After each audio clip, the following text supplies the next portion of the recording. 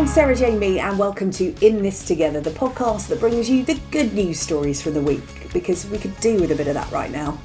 We'll bring you inspirational tales from around the globe, the lighter moments and the local heroes who are doing fantastic things to help others in the face of coronavirus. Coming up, Love Island's Dr. Alex brings us positive news from the front line of COVID-19. Checking in, mental health campaigners Bryony and Matt Johnson remind us it's okay not to be okay during a global pandemic. And Sky Sports favourite Chris Kamara on how football is moving online for charity and what he thinks should happen to the game in real life. Our first guest came to the nation's attention as he went looking for love on TV's Love Island. Now, he is capturing the hearts of the nation as one of our NHS heroes on the front line of COVID-19. He's just about to head off to start a shift in A&E at Lewisham Hospital in London. It is Dr. Alex George. Dr. Alex, hello. Hello. How are you doing? Yeah, I'm very well, thank you. How are you? How are you doing? You're going into hospital every day to treat people with COVID-19. Just give us an idea of what it's like at the moment. It's been quite surreal, to be honest. I mean, I was saying this to one of my friends last night. I was speaking to them. It is all very surreal. It's weird. I never thought in my career that anything like this would happen. I've spoken to consultants who've been in department for nearly 30 years, and they said that they've never seen anything like this. It's been quite stressful. It has been hard at times. It's very unusual to have a situation where the country's in lockdown, you're going into work, and things are all very different. But the fact that everyone's pulled together has been so important, I think, in getting through this. Alex, one thing that struck me is obviously not just you and your NHS colleagues stepping up in terms of treating people for COVID-19, but you're stepping up in terms of reminding people that you're all human beings. There's a great picture you put on social media of you in all your PPE gear, which can be really intimidating to those who are met with their doctors wearing it. And you've got a picture of you when you were in Love Island, just saying who you are, big smiley face.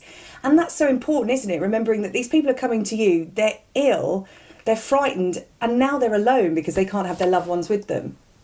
It's so different. It goes against a lot of our, the ways that we practice normally, and kind of our beliefs about how to care for patients and how to support them through difficult times. You're wearing PPE, you look very intimidating and scary. If you imagine a little old lady coming into the hospital is unwell, they've got 7 or 8 people running around in all this gear. It's really intimidating. It's not the way that we want to obviously be. We want to kind of comfort patients, and that the picture idea was at the end of a shift just to kind of lighten the mood and make people smile for a moment. I think maybe people realise as well that underneath we're still the same old people, and I used the most daft picture I could find for extra effect. At work it has been a huge thing for us to support each other as well, because we've seen some things that are incredibly difficult. Some of the things I've seen I'll never forget in my lifetime.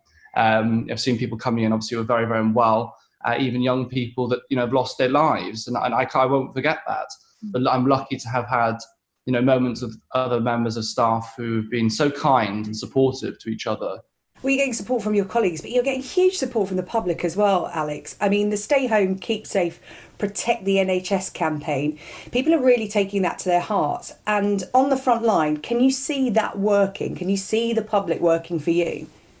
Yeah, definitely. I think the public reaction on the whole has been incredible. The vast majority of people have stayed at home and done what we've asked them to do, really. And that is so, so important. And actually that has resulted in the decreased figures. If we hadn't have done the lockdown, if people didn't follow social distancing, we would see probably a similar figure and rise of cases as they're seeing in the US, which they're having huge issues all around, it seems. But yeah, we're very, very fortunate the public have supported that, and also the support every Thursday with a clap, the little things, the kind of messages of support as well, to the NHS. They actually do make a difference. Sometimes all you need is a little bit of, come on, we've got this, we believe in you. And it does really lift your spirits and kind of make you feel even more determined.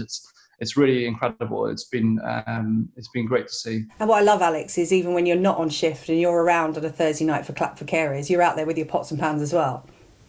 Yeah, absolutely. I mean, it was my first, actually my second time I'd been not on shift when it was on. And yeah, absolutely. I've got, I just want to be a part and support, others that are working at that time as well. And people are working around the clock, 24/7 to kind of battle this crisis, and it was really amazing. I was outside, just on my doorstep, clapping and was shaking my wooden spoon around, and people are out there, cheering, shouting. It's incredible to see. You mentioned there about the situation in the United States. Obviously, we're watching this unfold all over the world and how hospitals are coping. And I saw a lovely a couple of pictures on social media, actually, of a hospital in Brooklyn who are taking the positives out of this situation and celebrating the survivors. For everybody they treat who recovers from COVID-19 and gets sent home, they're putting a daffodil in the window of the hospital.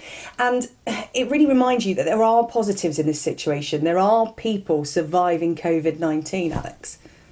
Yes, absolutely. I think it's very easy, I guess, to focus on the figures, the number of deaths per day. And it is obviously, death is a huge loss. It's sad to see that anyone lose their lives, but we are winning a lot of the time as well. There's a lot of patients that I see that come into the department that we give some treatments to. We're getting them home. We've had little old ladies in the ward who've been in for 4 or 5 days and they've gone home. So it's not always the bad news or the bad news story. And it is important to kind of celebrate those successes, I think, and seeing people go home. It's really, again, it lifts your mood, your spirits, because you think, yes, we're doing this for a reason. We can save and support people. I think a lot of people think that if they catch COVID-19, there's nothing we can do. But of course, yes, we can't treat the virus directly. We allow the body to kind of develop immunity and fight the virus. What we do is everything we possibly can to support the body until the virus has kind of been beaten by the immune system. You are taking the positives from your work, Alex. But the public are really treating you at the moment, and it's interesting. It's not just the clap for carers, it's raising money for NHS charities, it's practical support as well, because I understand that you were in a bit of a sticky situation accommodation wise and somebody stepped in, and then you've also got people sending things like meals and treats and gift bags to the hospital. I mean, people really want to help you and look after you. Yeah, at work we've seen people sending in food parcels from companies, large companies sending, meals into small restaurant chains, to individuals kind of cooking meals or sending in treats. And Alex, how are you looking after your own health? And I'm not just talking about the physical, I'm talking about your mental health as well, because as you said, you had to move flats, and it's not like you could move into a flat share, because working on the front line, you have to be isolated when you're not at work in terms of coming into contact with too many people. And obviously that means you can't see your loved ones at the moment. So how are you looking after yourself? I've been making sure I exercise each day. I mean, I've been eating a lot of these treat centres, so I've had to do quite a lot of cycling to kind of counterbalance that a little bit. So I've been doing a lot of cycling each day, which is great for your mind as well, because obviously we're allowed to have this period of time out to exercise each day. And I think utilising that is really, really important. For me, being out on the open road, going for a cycle just clears my head. I also make sure I FaceTime my family. I really make sure that I'm engaging and talking and communicating with people around me. Looking after my mental health with things like meditating as well. I found that really helpful. There's a lot of kind of thoughts that run in your mind. You've got a busy shift and you come home and you've seen all these things. Your mind in a lot of ways is still on shift. You're still in your mind running around, and it's hard to kind of unwind sometimes. So I do actually meditate to try and help slow things down and clear your mind, because otherwise you come home to an empty house and you're still buzzing in your mind, and you're still really, really overactive. There's a lot of talk about the lockdown at the moment. People are pressuring the government to come up with a plan as to how to get out of it. You've seen the effect of what's going on. What would your message to those people be who are thinking of leaving lockdown simply because they're bored of staying at home? I think what we could say is that we know now from looking back on the data that what we've done has worked. This lockdown has been successful. It's prevented potentially a huge number of more deaths than we've already had. If we all go, right, it's kind of worked, let's abandon ship and don't do it in that controlled manner, then we're going to see a spike again. I think that's really very, very likely. Whereas if we kind of take this day by day, we create measures that are kind of sensible, I'm sure the government will be outlining over the coming days and weeks. That way we can kind of monitor the levels and not have this horrible spike, because ultimately what we don't want to happen is over a week or so have massive number of cases overwhelming the NHS. That is the problem, because up till now, because of what we've done, we've been able to cope. Yes, it's become very, very busy, but we've been able to cope. I don't want to go into hospital and see that we don't have enough beds to treat people. We'll find out we don't have enough ventilators because the cases have shot up. So everyone's done a fantastic job, and thank you to everyone that's been really, it's not easy to be in lockdown. It's not easy. I know the idea of stay at home. It's not that easy, and I get that mentally, but it has made a difference, and we're nearly there. So keep going. Yeah, stay patient, stay home, save lives, protect the NHS. Dr. Alex, I know you've got to go on shift now at Lewisham Hospital. Thank you for speaking to us. And from everyone listening, actually, just thank you for the work you're doing every day, to you and your colleagues. Thank you so much. Thank you for having me talking to you today. It's great to share some of this stuff. Thank you.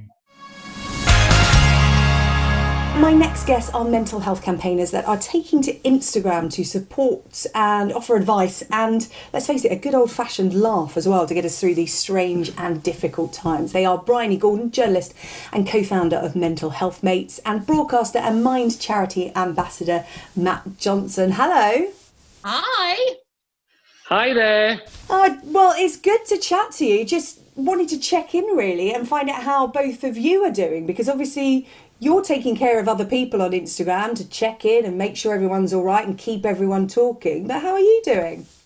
I was thinking about this. I don't know, and I've spoken to Matt a lot about this, but I feel like I was quite well prepped for the sort of disaster. Like my head, since I was about 9 years old, as someone who's experienced depression and obsessive compulsive disorder and addiction, and I sound like I'm going on and on, but I feel like I've been prepping for the apocalypse since I was about 9. Like the worst thing, I've been thinking of the worst things that could happen.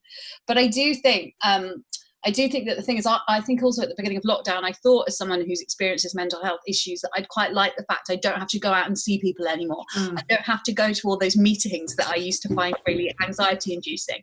And actually I've realized how much those little areas of normal life keep you sane. The things that you don't want to do are weirdly the things that keep you going, right? Yeah, it's interesting, isn't it, Matt? Because for a lot of people, I know a lot of people who can be quite reclusive as saying they're actually enjoying this time, and they feel guilty about saying that.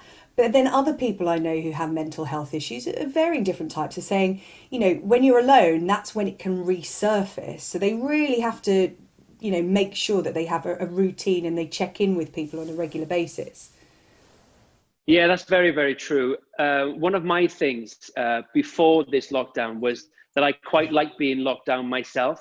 And I've been through a lot of time, as you know, when you're freelance, you have a long time sometimes to yourself where you realize that you do need routine, you do need to exercise. And so I've had some experience. And as far as what myself and Bryony and everybody are trying to do is to try and reach people to help people understand that it doesn't necessarily matter what your routine was before. We have to be present and in the moment and deal with our situation right now.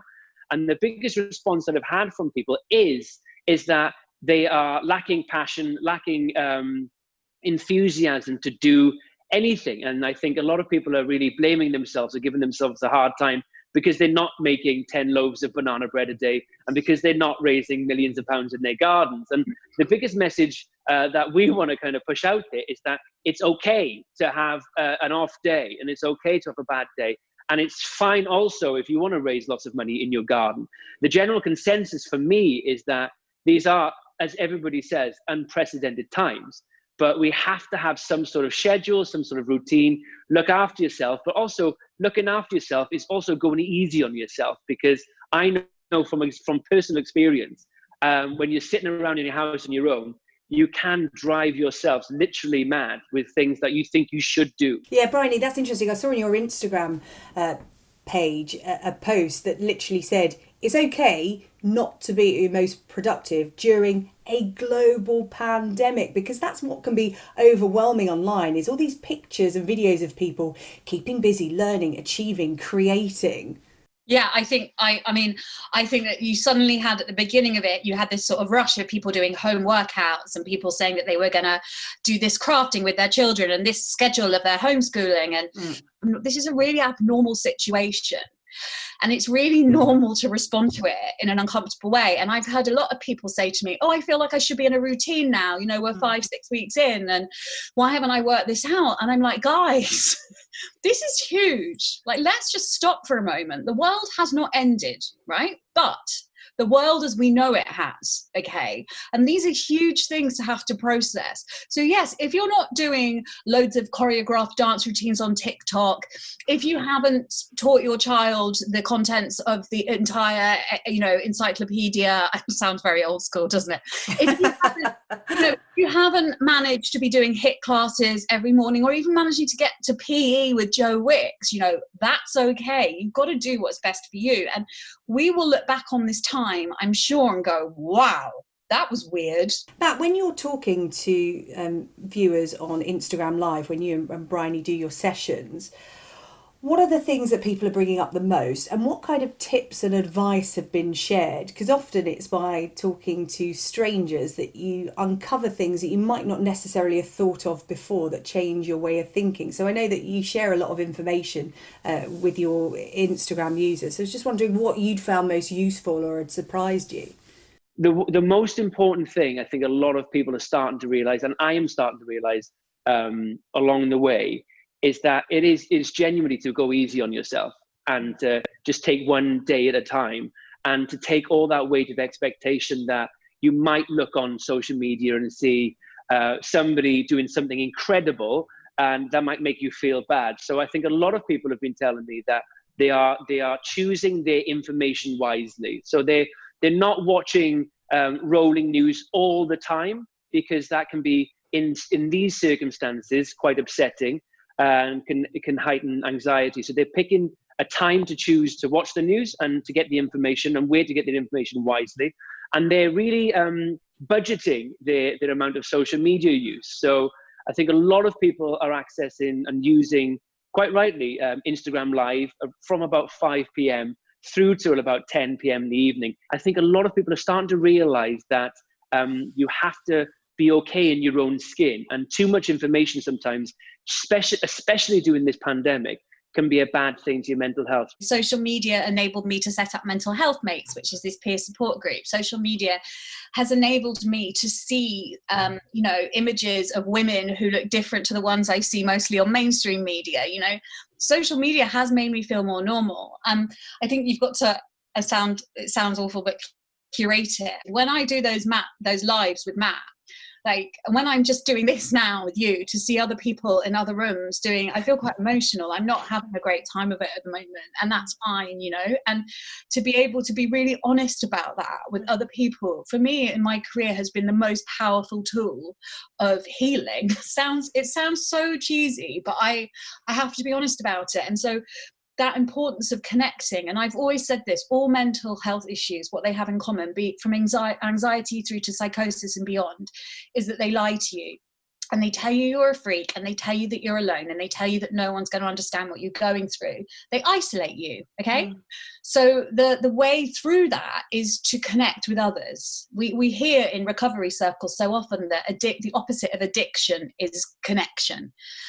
And so it's really important for us to be, using these modes of social media in a way that supports our mental health rather than perhaps drains it. What I really like is being able to touch and hug and feel other people and connect them and see the tears in their eyes and put my arms around them and tell them it's going to be okay. And even if it's not okay, it's always okay in the end.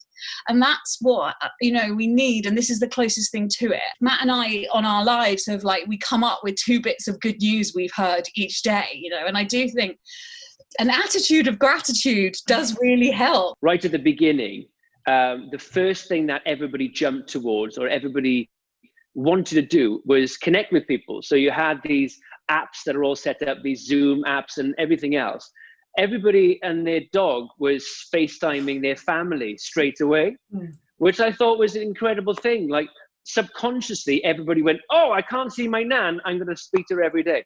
And you might not have seen your nan for a couple of months beforehand, but the first thing that everybody jumped to when it was taken away from them was human interaction and a connection, which is something that, working in the mental health world, is huge. There's a huge lack of connection in this modern era. We're very connected via our mobile phones and social media, but we're not actually that sociable. We don't actually communicate to people's faces. And I think that could be a reason why a lot of people suffer from mental illness. I've never been on so many house parties in my entire life. And I have to say, after week 3, it was pretty boring.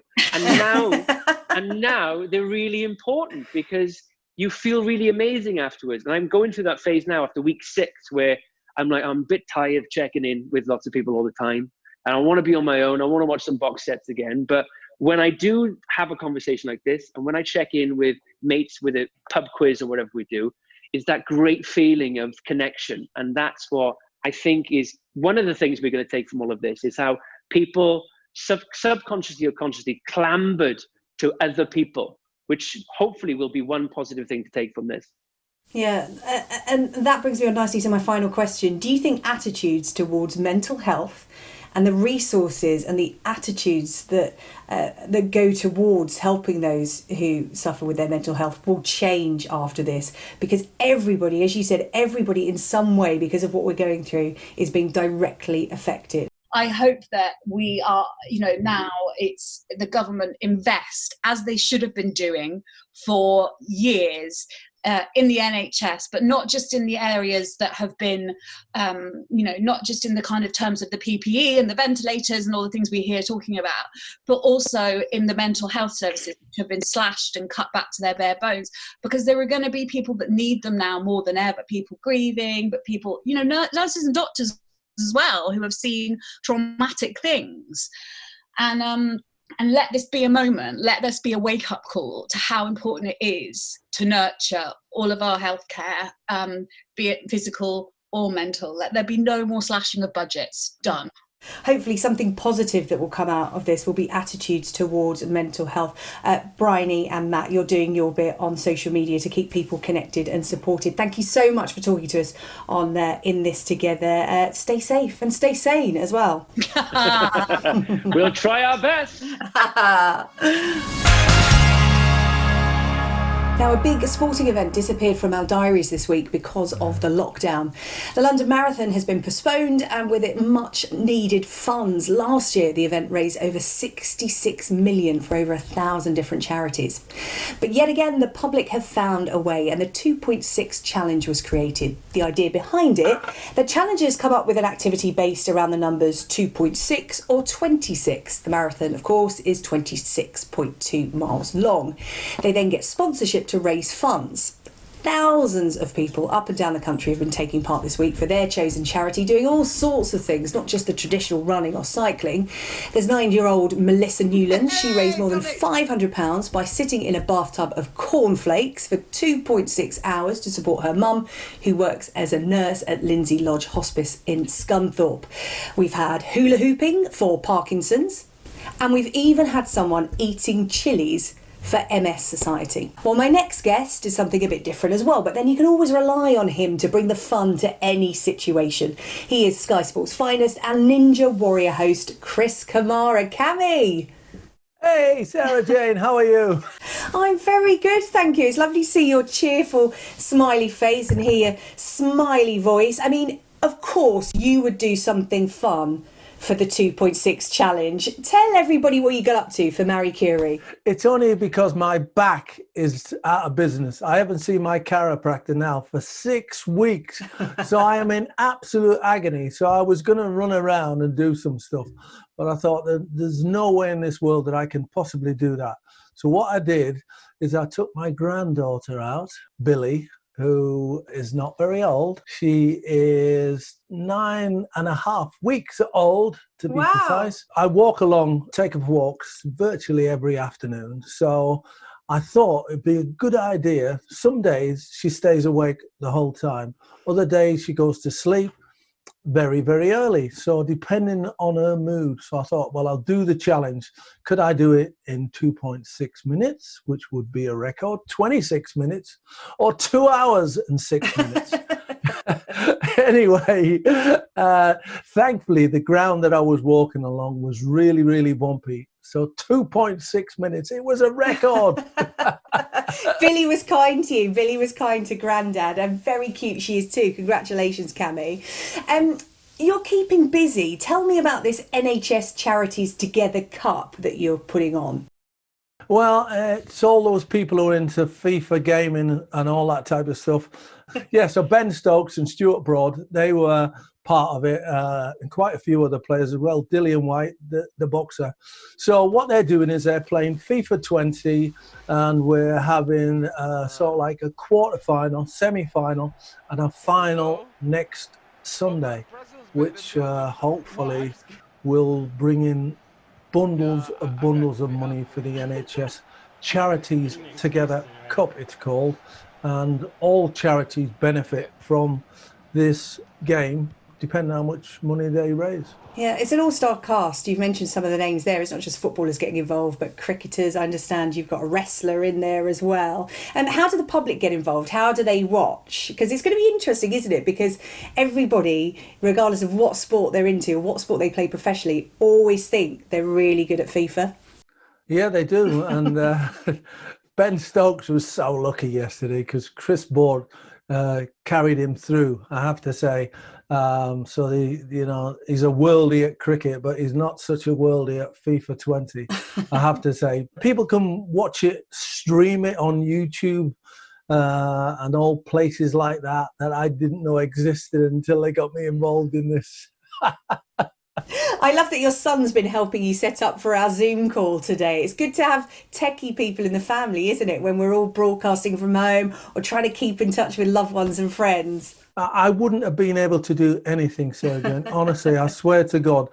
My son and his wife and their two kids, Solomon and Billy, they live in a flat in Leeds. So 6 weeks ago, before the lockdown, he'd heard from a friend in Japan about what was actually going on. And he said, look, you're going to get locked down in the flat. So they decided to move in with us, which was great.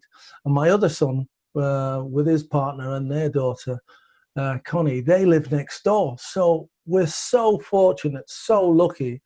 We're self-isolating together. So if there is any massive plus from all of this, we have the best family time you could ever imagine. It's been incredible. Yeah, it's a real blessing, Cami. But you're coming together as a family to do good work as well, because that's what a lot of people are doing when they're sitting at home thinking, how can I make a difference? Obviously, there's the NHS Charities Together Cup that you're doing, and you've been raising money for Marie Curie with your 2.6 challenge. And these charities, away from the NHS charities, really do need people's help at the moment, more than ever right now, because so many of the big fundraisers have been cancelled or postponed, things like the London Marathon. And obviously you can't go out and fundraise in the same way that you used to. So charities like Marie Curie are really missing out right now and need people to help them. Oh, without a doubt. In March, Marie Curie raises almost £6 million every single year, which allows the hospices, people going into people's homes to care for the elderly, anybody who's terminally ill, all those types of things is what Marie Curie do. But because of the coronavirus, March was a complete dead rubber. I think something like £400,000 was raised in that month. So we've had to think of ways how on earth we can get people to donate, because I have to say it, the UK is the most generous people in the world. We give more to charity than any other country around, and people's generosity amazes you so much from time to time. So people are willing to give, but they want a little bit back for something to give. I was in the Navy, Sarah Jane, before I became a footballer. My dad made me join the Navy. And when you sign on the dotted line for the Navy, you think at one stage, it only goes through your mind very briefly, I might have to go to war for my country, and there's a possibility by going to war, I might not come home. As a nurse or a doctor or a care worker, you are there to look after people. How on earth you could possibly, in our lifetime, be doing your job and the possibility of you not coming home to your family at some stage, it's just incredible. Yeah, Cami, I agree with all of that. And, you know, the charity Marie Curie is lucky to have you fronting, their fundraising efforts, trying to do new things, trying to keep the interest there, because obviously their work doesn't stop because of COVID-19. It continues. So they need our support. Cammy, it seems weird to ask you this given everything that's going on, but are you missing football right now? Obviously, because we're so used to seeing you every weekend talking about the Premier League and the Football League. Yeah, without a doubt, I'm missing football. I'm scratching around for football matches. You know, I'm looking on all the channels, going through it. You see all match of the days, all games with the ex-pros, some of the current games that we've just watched over the last months or so. They're being revisited on various channels. So, yeah, of course I'm missing it. Of course I'm missing it. So let's take away the element of COVID-19 and what's actually happening. Please, as soon as possible, let's revisit the Premier League. I want to do that. I think most of the clubs want to do that. I don't think what they want to be like Holland and actually, cancel the league full time. I think everybody wants to play it out as best as we possibly can. Of course, when you hear somebody like Karen Brady talking about we've got to end it almost immediately, it's human nature. She's at West Ham, they're bottom of the table. There's a possibility that they could be relegated. It's human nature. She shouldn't have come out and said it. She should have just thought about it. But that's how the clubs at the bottom of these leagues will be thinking. We don't mind if it falls. But at the end of the day, these decisions that are about to be made, the authorities, they've got to get the majority vote from all these clubs and all the people involved, and hopefully they'll come up with the right decision. Would you like to see it being played behind closed doors, just so there is an ending, not a void? Well, I don't mind actually, because of the fact, and this is, personal, we would still be going to those matches behind closed doors because obviously we've got to report them for other people. So if that's the only thing that can happen, then yes. But I do believe that the fans make the Premier League. The fans make the Football League, and the fans make the non-league. So the Premier League is as big as it is because of the atmosphere, the environment, the way that the fans flock to the stadium and give it a real turnout. And just finally, Chris, footballers came in for a bit of stick at the start of all of this, debate over their wages and so on. Do you think that was unfair? Because there's plenty of evidence out there at the moment to say that footballers and the football family as a whole have been doing their bit during this crisis, whether it's Jordan Henderson setting up a Premier League fund, Jose Mourinho out delivering food to the elderly for Age UK. I think it was a bit outrageous, full stop, really. I knew the footballers would get together to make a contribution, but when you think of the amount of tax that these footballers pay, I know everybody talks about how much ridiculous money that they earn, but the amount of tax that they pay towards the government that goes towards the NHS, they are doing their little bit in their own little way. Why are we singling out footballers? That is the only thing that peeved everybody around. There are so many other sports where people earn astronomical amounts of money, not just football. So leave football alone. Football will sort its own house out. Jordan Henderson got most of the Premier League players, and it is personal choice. It has to be. Whatever charity you decide to give to, it has to be personal choice. If you decide you're not going to give to charity, then why should you be coming for a hammering because of that? You shouldn't. It should be your choice, your decision to do it.